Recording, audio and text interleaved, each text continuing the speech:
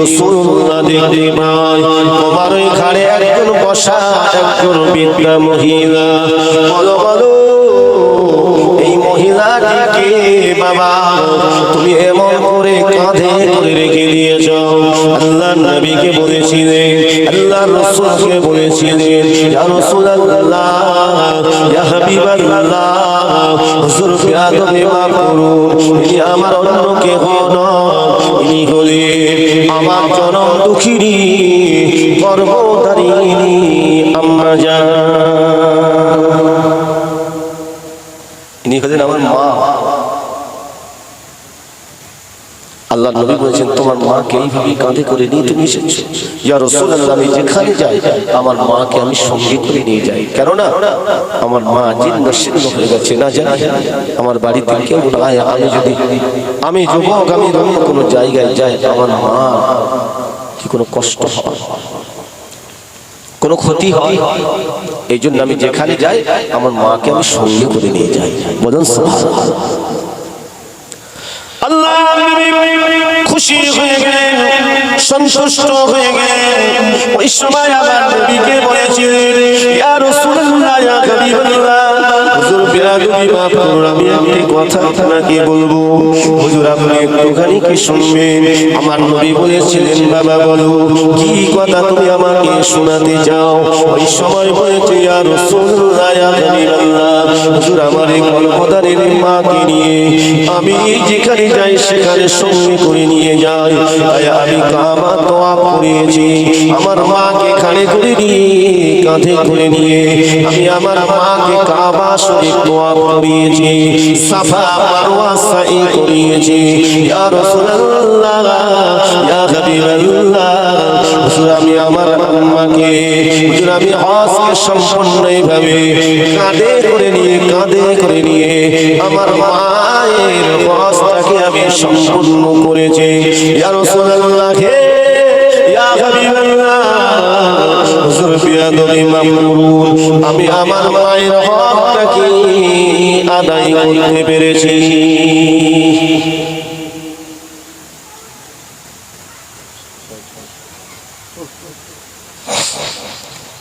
আমি আমার মায়ের হকটাকে আদায় করতে পেরেছি।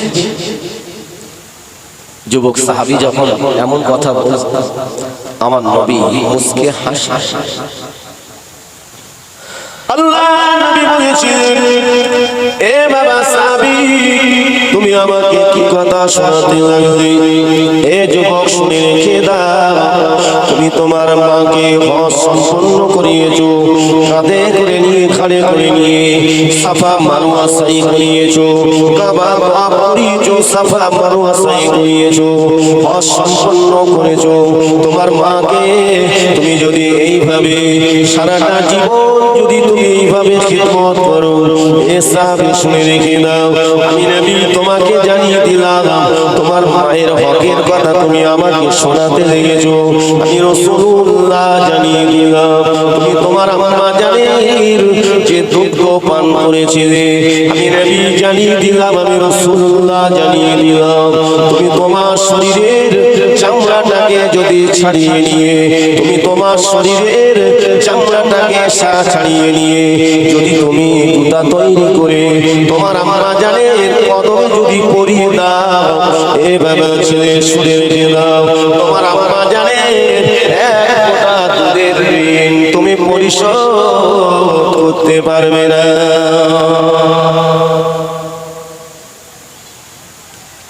চিন্তা করেন মা কত বড় নিয়ামত। ও আমার ভাইয়েরা, ও আমার মুরব্বি আব্বাজানেরা, আজকে তারাই বুঝতে পারছে যাদের ঘরে সে আব্বা নয়, যাদের ঘরে জনম দুঃখিনী মা নাই, সব আছে ঘরে আসি সব আছে কিন্তু মা নাই, আব্বা যারা দুনিয়ায় নাই। রাত অনেক হয়ে গিয়েছে, গভীর রাত হয়ে গিয়েছে, কেউ আর খবর নেই না। ও আমার ভাইরা, মা যদি বেঁচে থাকতো সন্তান যতক্ষণ না পর্যন্ত ঘরে না ফেরে ওই আমার আপনার আম্মা জান বিছানায় পিঠ দেয় না, যদি বিছানায় পিঠ দেন ঘুমায় না। মা আমার সন্তানের জন্য অপেক্ষা করে, পর্যন্ত করেন না, তখন আমার কলিজার টুকরা সন্তান, আমার কলিজার টুকরা ছেলেটা ঘরে আসবে।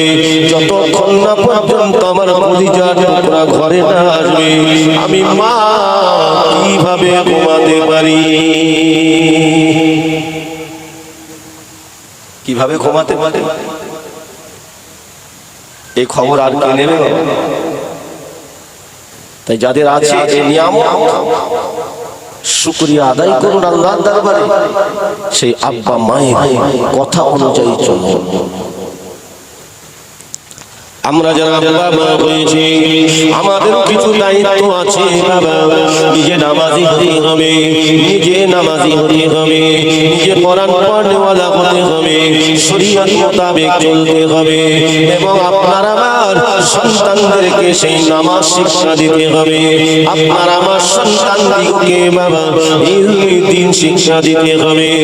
ও আমার ভাইরা, ও আমার মুরব্বী আব্বা জানেরা, মা যদি নামাজি হয়, মা যদি আল্লাহর আবিদা হয়, মা যদি কোরআন পড়নেওয়ালা হয়, ওই আম্মা জান যদি আমার আল্লাহকে হাসিল করে ফেলে, আমার নবীর মুহাব্বত যদি হাসিল করে ফেলে, আল্লাহ পাকের ওই বান্দিটা যদি সন্তানের জন্য দোয়া করে, ওই দোয়াটা 100% আল্লাহর দরবারে কবুল হয়ে যাবে। কেননা আল্লাহ পাক জানিয়ে দেন, যারা আমার মুমিন হয়ে যায়, আমার মুমিনা বান্দা বান্দি হয়ে যায়, তারা যখন আমাকে আল্লাহ বলে ডাক দেয়, তারা যখন আমার কাছে তাদের চাহিদার কথা যখন বলে, চাহিদার কথা যখন বলে, আমি আল্লাহর সঙ্গে সঙ্গে কবুল করে নেই তাদের ওই কাজটাকে। আমি আল্লাহ তাদের জন্য দান করে থাকি। এই জন্য পৃথিবীর জমিনে যত বড় বড় আল্লাহর ওলি হয়েছে, হানাফি আলেম হয়েছে, আমার আল্লাহ পাক, আমার আল্লাহ তাআলা রব্বুল আলামিন, আমার আল্লাহ পাক আল্লাহ তাআলা যাদেরকে হাক্কানি আলেম দান করেছে, অধিকাংশ তাদের পিতা মাতারা হলেন আল্লাহর আবিদ। ঠিক না? কেন? মাহবুবের দোয়া, মাহবুবার দোয়া আল্লাহর দরবারে কবুল হয়ে যায়। জোরে বলে সুবহানাল্লাহ। কবুল। ও মায়েরা, ও আমার মুরব্বি আপনারা, কেননা আমরা যে বাংলা জমিনে এই সুন্দর বাগান, এই সুন্দর সাজানো বাগান কারা সাজিয়েছেন? কারা সাজিয়েছে? এই যে মসজিদ পেয়েছি কাদের ওসিলায়, মাদ্রাসা পেয়েছি কাদের ওসিলায়, একটু কি চিন্তা করেছেন বাবা? এগুলো পেয়েছি আল্লাহ পাকের হাক্কানি আলেম বান্দাদের ওসিলায়। ঠিক কিনা বলেন? আমাদের হারোয়ার জমিনে পীর গোরাচা আব্বাস আলী শাহ রাহমাতুল্লাহ শুয়ে রয়েছেন বাবা।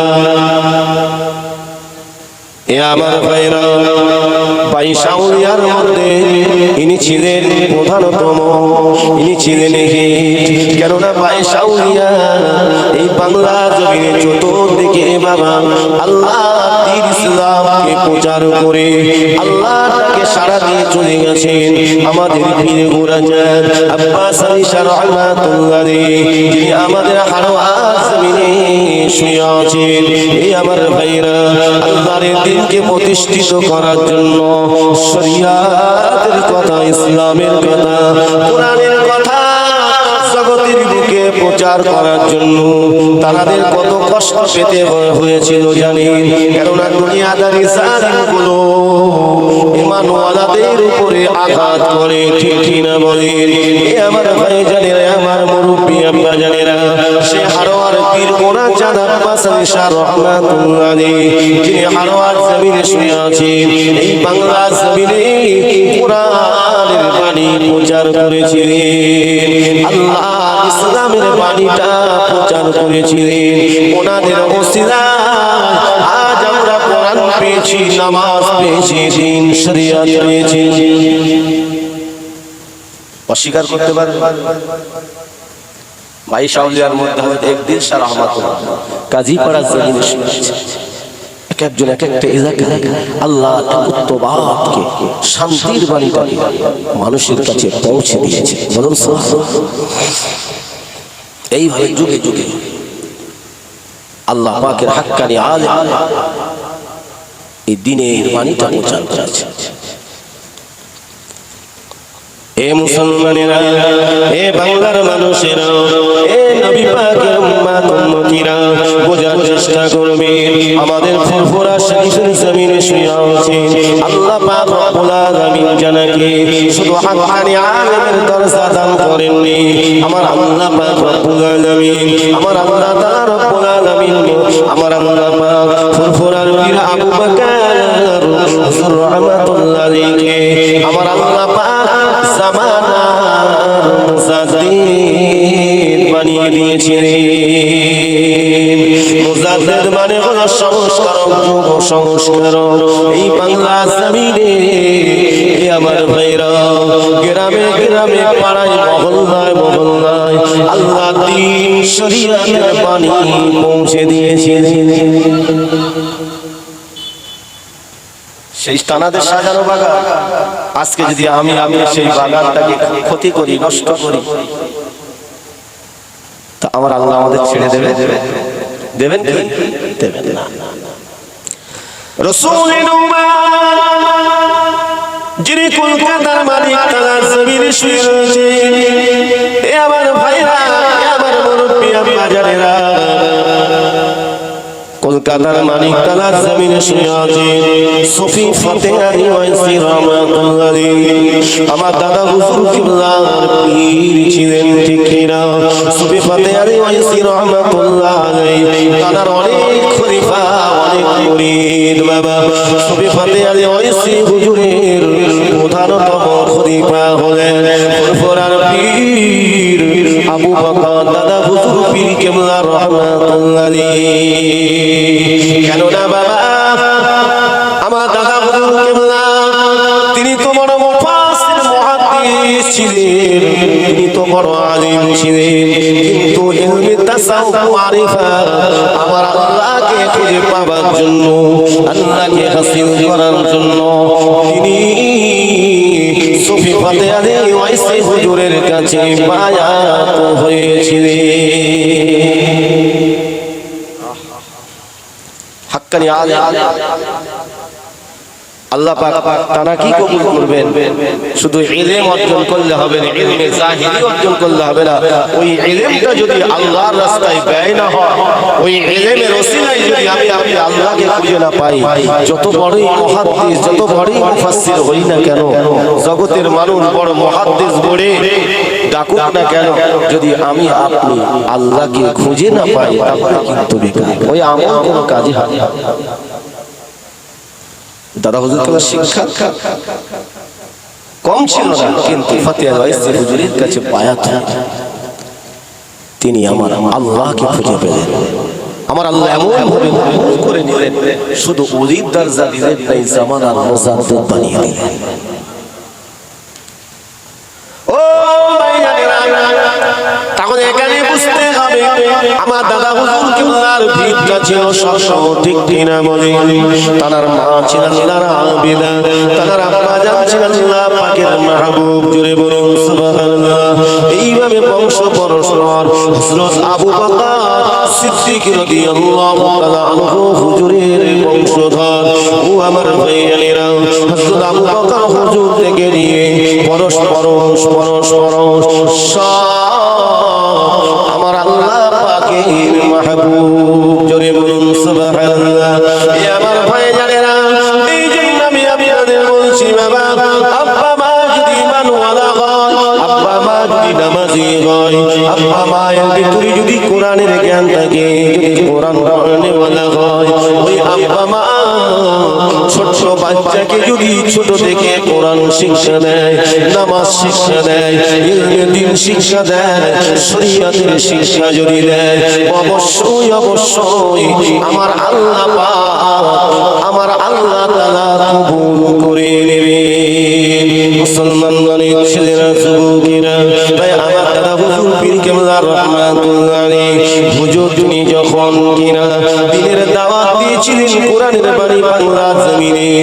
এপার বাংলা ওপার বাংলা নয়, এই ভারতবর্ষের জমিনে আমার দাদা হুজুর কেবলার অনেক অবদান আছে, ঠিক কিনা বলে? যে অবদানের কথা বলে কোনোদিন শেষ হবে না। এই আমার ভাইজানেরা, কেননা দাদা পীর হুজুর বলেছিলেন যে আমি যেটা প্রচার করছি এ সিলসিলা আমার নয়, এ সিলসিলা হলো স্বয়ং আমার রাসূলে পাকের সিলসিলা। রাসূলে পাকের সিলসিলা। ও ভাইরা, দাদা হুজুর পীর কেবলা রাহমাতুল্লাহ আলাইহি তিনি যখন বিদায় হয়েছিলেন বাবা, তিনি তো নিজের একটা নয় দুটো নয়, এক একটা করে 5টা কলিজার টুকরা সন্তান রেখে দিয়ে গিয়েছিলেন। এই আমার ভাইরা, যেমন এক একটা ফুলের এক একটা সুগন্ধ, ঠিক কিনা? 5 হুজুরকে আমার আল্লাহ পাক, আমার আল্লাহ তাআলা আমাদের জন্য বড় নিয়ামত দান করেছে। আইয়ুমুস জামান বড় হুজুর পীর কেবলা রাহমাতুল্লাহ আলাইহি আল্লাহ পাক আস্ত বড় ওলির দরজা দান করেছিলেন।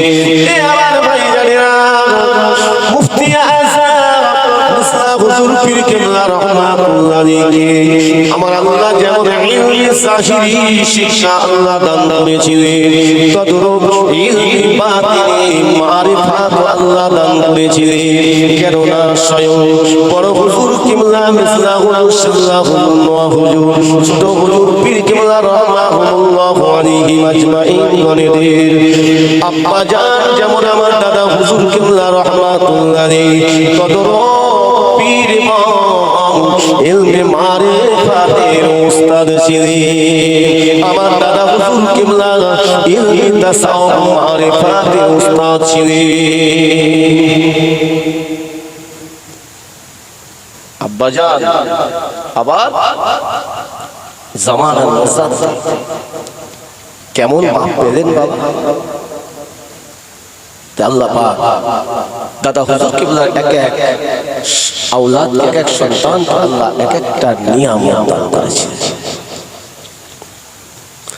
ও আপনাদের আটটা করে জমিনে আমার দাদা হুজুর পীর কেবলা রাহমাতুল্লাহ আলাইহি পুজিজার টুকরা আশিকে রাসূল মরহুম ছোট হুজুর পীর কেবলা রাহমাতুল্লাহ আলাইহি তিনি এই আটটা করে জমিনে খুব বেশি এসেছেন, ঠিক কিনা? যারা মুরব্বী আছেন যারা জানেন আশিকে রাসূল মরহুম ছোট হুজুর পীর কেবলা রাহমাতুল্লাহ আলাইহি এই আটটা করে জমিনে এসেছেন। কেননা মুরব্বী যারা আছেন তারা বলতে পারবেন আমরা তো ছোট হুজুর কেবলাকে দেখি না, তবে মেজ হুজুর কেবলাকে দেখেছি। কেননা আল্লাহ পাক আল্লাহ তাআলা রব্বুল আলামিন আমাদের পীর মুফতি আযম মির্জা হুজুর কেবলা রাহমাতুল্লাহ আলাইহি সবথেকে বেশি আমার আল্লাহ হায়াত দিয়েছিলেন, 100 বছরের অধিক হায়াত দিয়েছিলেন। ও আমার ভাইজানেরা, আমার আল্লাহ পাক এত বড় নিয়ামত দান করেছিলেন। হুজুর যখন ইন্তেকাল হয়ে গিয়েছিলেন, মানুষ দেওয়ানা হয়ে গিয়েছিল।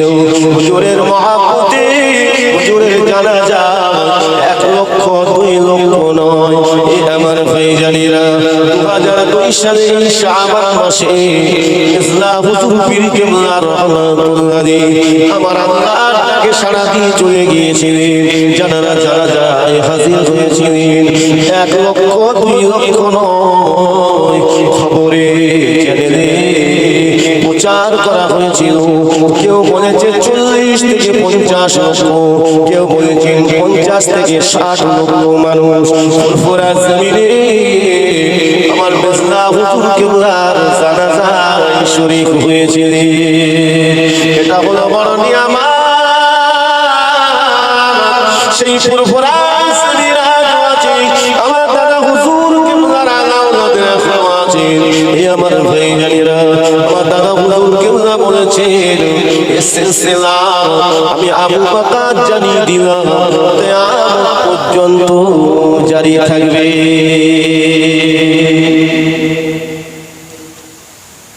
আমার ভাইরা, আল্লাহ পাক রব্বুল আলামিন আমার আল্লাহ তাআলা এক একজনকে আমার আল্লাহ এক একটা নিয়ামত দান করেছেন।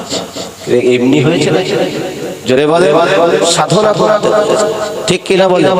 এমনি হয়। আর আমি আপনি বিনা সাধনায়, হ্যাঁ, নামাজ পড়বো না, আল্লাহ জিকির করবো না, হালাল হারাম বাঁচবো না, বহাল তবিয়তে চলবো, আমার আল্লাহ তাআলাকে খুঁজে পাওয়া যাবে? অত সহজ না। আপনার আমার চরম শত্রু হলো ইবলিস শয়তান। সে শুধু সুযোগের অপেক্ষায় আছে। যেমন শিকারী শিকার করার জন্য ওঠ পেতে বসে থাকে, তদ্রূপ ঈমানওয়ালাদের ঈমানকে নষ্ট করে দেওয়ার জন্য ইবলিস শয়তান সে জানে কোন জায়গায় ঘা দিলে ওর ঈমানটা নষ্ট হয়ে যায়, এটা ভালো রকম জানে। সেই জন্য ইবলিস ওঠ পেতে থাকে। যখন সুযোগ দেব, আল্লাহ না করুক, ও সুযোগ পেলেই কিন্তু আপনার আমার ঈমানকে ঝাঁঝরা করে দেবে। আর ঈমান যদি চলে যায়, আল্লাহর ভয় থাকবে না। ঈমান বিল্লাহ, ঈমানটা আপনাকে আমাকে মজবুত করে রাখতে হবে। এ আমার ভাইরা, তাই আমি আপনাদের কাছ থেকে বিদায় হয়ে যাব। আর লম্বা চওড়া কথা নয়, শুধু এতটুকু বলতে চাই, প্রতি বছরে মাহফিল ইন্তেজাম হয়। আমার ভাইরা বড় মেহনত করে মাহফিল ইন্তেজাম করে আল্লাহ পাক করিয়ে নেন। আমার আল্লাহ পাক এই মাহফিলকে কবুল করে নেন। আব্বা মায়ের জন্য, দাদু দাদিদের জন্য, কবরবাসীদের জন্য, এই আড়িপুকুর গ্রামে যত কবরস্থান আছে কবরবাসীদের জন্য, শুধু তাই নয়, এই পৃথিবীর জমিনের নিচে যত কবরবাসী শুয়ে আছে